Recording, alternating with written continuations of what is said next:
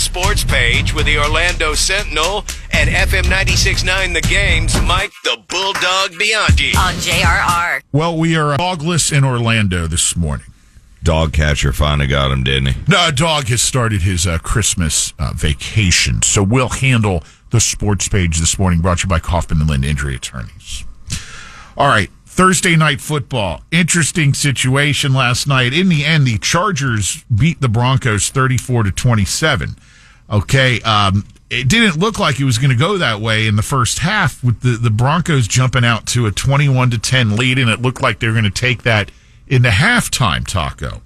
But then a twist and a very rarely seen play was executed successfully by the Chargers just before the half. The fair catch free kick rule was invoked. And you say, well, what's this? Okay, the NFL has a rule that the team that receives a fair catch, if they so choose to do so, can take a free kick at the goal they're headed towards, with the other team not able to try to attempt to block it. Mm-hmm. It's a free kick. And if it's successful, it's 3 points. You rarely see this because on a fair catch, normally you're not within field goal range. No.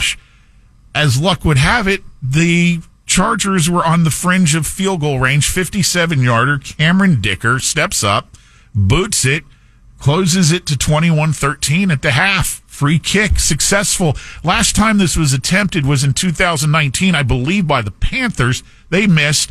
In fact, no one has made a fair catch free kick in the NFL since Ray Wersching did it for the Chargers back in 1976. That's amazing. So, Chargers 34, Broncos 27. Both teams are now 9-6. Think about that many years since somebody pulled this off, and it was the exact same team. I love it. Really cool stuff to get into this week of NFL action. We do have some Saturday games this week. Tomorrow at 1 o'clock, Houston travels to Kansas City, and then at 4:30, Pittsburgh and Baltimore. Try to be a slobber knocker, Taco Bob. Oh, yeah. It's going to be a weekend of football, college, and pro. I know later we're talking college with Coach Mark Daniels coming in. We got that coming up here. A couple other notes on the NFL as far as our in-state teams go. The Jags will be in Vegas on Sunday to take on the Ravens at 4:25. Dolphins will be hosting the 49ers at Hard Rock Stadium in South Florida, also a 4:25 kickoff. And the Bucs will be in Dallas, actually Arlington to be accurate, at AT&T Stadium against the Cowboys. Sunday night matchup. And what was it that Baker was awarded? Like the player of the week or something like that, I think last week? Was he? Yeah, he got some little award for being just a badass, and he's seriously been kicking ass. Hey, Jags, what's the point of them even playing this weekend? You got to play the games, Taco. I know. Come on, you better lose it. Get the better pick, guys. Come on. All right, let's go over some college stuff here. As Taco alluded to, Mark Daniels, the voice of our UCF Knights, will go much more in-depth coming up as we huddle up with him in the final hour of the show. We got a couple of bowl games today right here in Florida, right here in Orlando, in fact, at noon. The Cure Bowl, Ohio and Jacksonville State. I'm sure Mark will find it interesting that neither of these two teams have their head coaches that were with them during the season, as they have moved on to new gigs. Then at 3:30 over in Tampa, the Gasparilla Bowl, it'll be Tulane and the Florida Gators. That's going to be kind of cool. A Friday at that time. Yeah, today, 3:30. I know. To be able to this afternoon wake up from a nap and go, oh, look, we got some football. Then tonight, the first game in the brand new 12-team format of the college football playoff.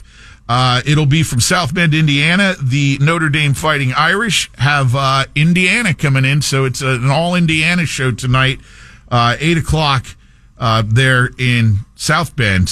Ought to be a little bit on the nipply side, I think. Oh, my God, yeah. The other first-round playoff games are all tomorrow, starting at noon. SMU will be at Penn State.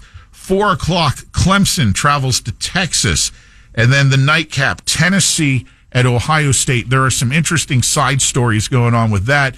Mark Daniels will elaborate coming up again in the 9 o'clock hour as we huddle up with Mark.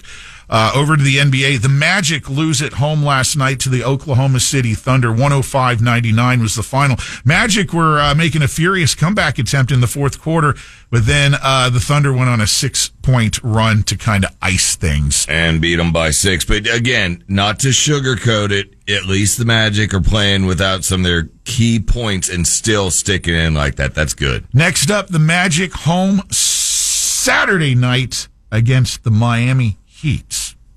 Hated Heat. NHL notes, Tampa Bay Lightning prevailed at home last night 3-1 over the St. Louis Blues.